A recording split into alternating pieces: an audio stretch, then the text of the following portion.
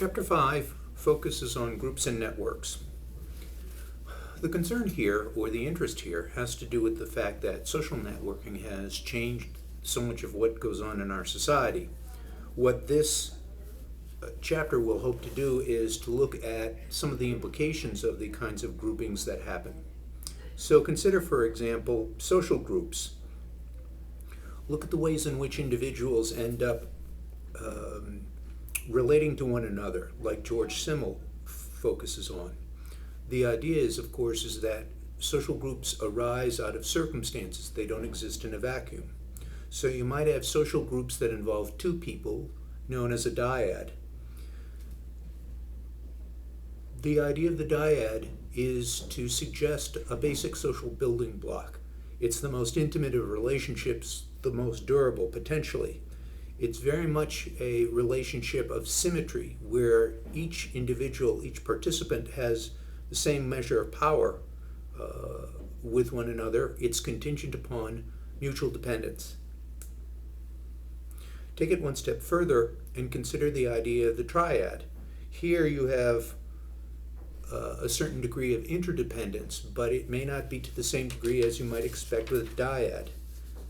This would allow for greater flexibility, where you could see that personality differences may not necessarily sabotage or end the relationship.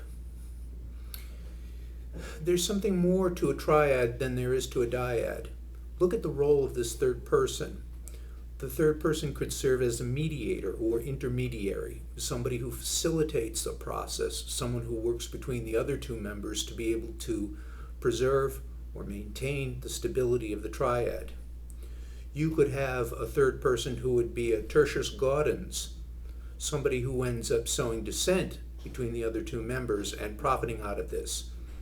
In some respects, this sounds a little bit like a German concept called Schadenfreude, which means taking delight in the misery of others.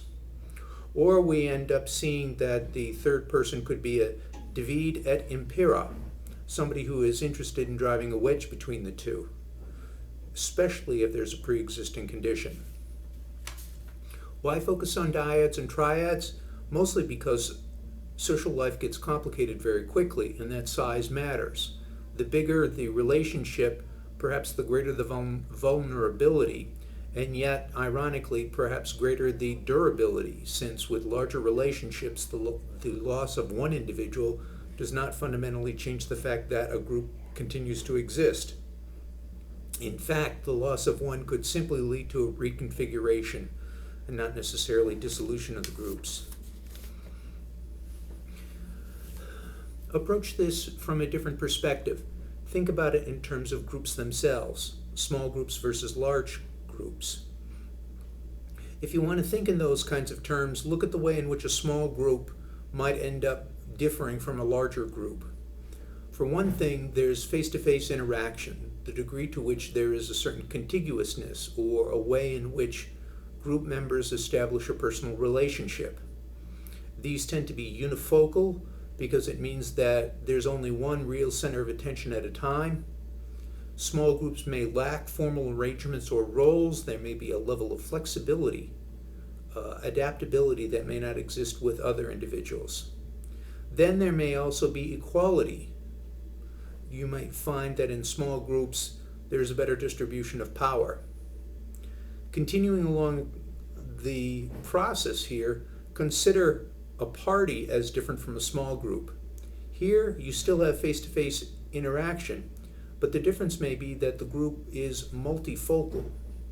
And finally, with large groups, the difference may end up being that you have a formal structure as opposed to the informal one of the other two. What this provides is a way of managing interaction or mediating it, so that it also allows for status differentiation, that all individuals are not necessarily equal. You could see groups shifting from one to the other.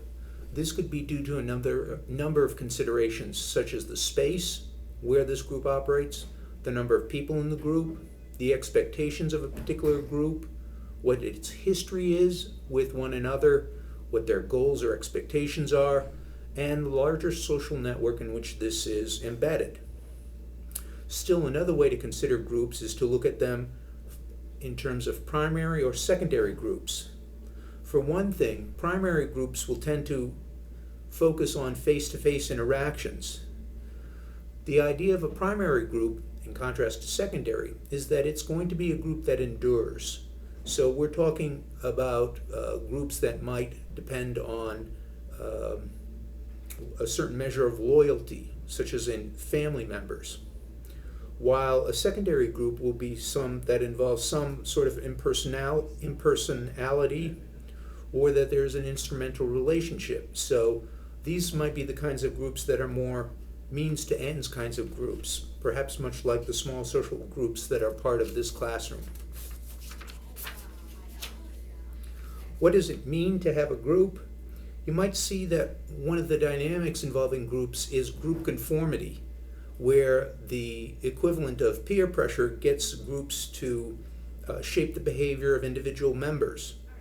When you look at it in terms of peer pressure at its worst, you might find individuals who go through a process akin to what's called de-individuation, where individuals subsume individual responsibility to the group. There's almost a shifting away from looking at oneself as a discrete or independent unit and considering oneself as part of a larger whole. Another way to look at groups are in-groups and out-groups. Typically, in means more power.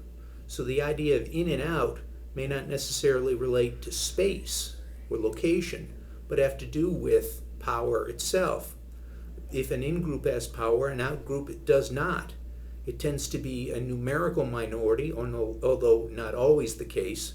Look at the out-groups in the old Republic of South Africa, where you had a majority of the population who would identify as black by our standards, yet they were more disenfranchised than the numerical minority of people who identified as white, who did control so much of the power behind the way things were done in that society.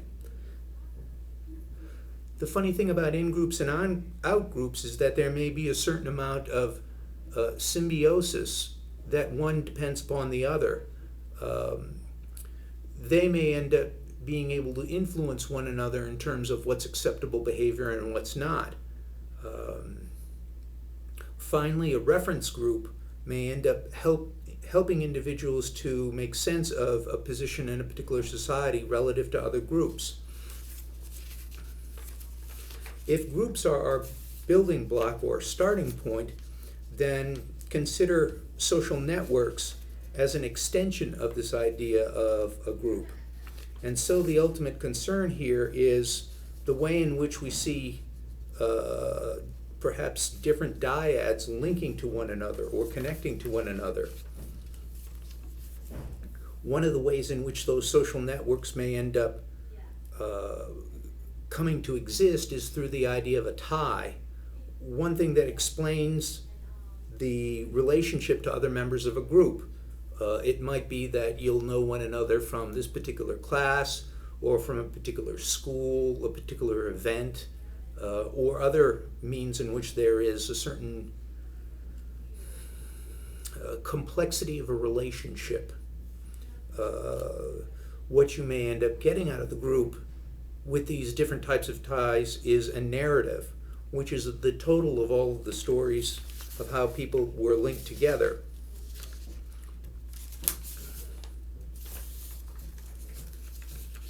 If we're talking about particular ties, we may look at the idea of, ironically, of weak ties. The concern for weak ties looks at the idea of embeddedness, the degree to which ties can be reinforcing. And the idea of weak ties may end up emphasizing how indirect paths of a social network may bind individuals together. The strength of these is often quite novel because they often bring some sort of novel information. So weak ties, in fact, might be more durable, more beneficial to those who participate because of the less obvious nature of the connectedness. Amongst other things, a tie can bridge a structural hole between two cliques. For example, it may be a way in which we see connection even if it's indirect, even if it doesn't seem to lend itself necessarily to connectiveness. This is the reason why in the last 15 or 20 years there's been a greater interest in embedded networks when it comes to finding a job, that through a process of trading off of some kind of connection, individuals may end up being able to find a particular position. You might find, for example, that once you graduate from school and you're not in the area, that knowing that there are other Bridgewater State alum that you could relate to in your new location may be the way that you end up exploring the new location and ultimately being able to generate the kinds of leads that could produce what you desire, like a job. Let me pause here and end part 1 of the Chapter 5 videos and resume then with part 2.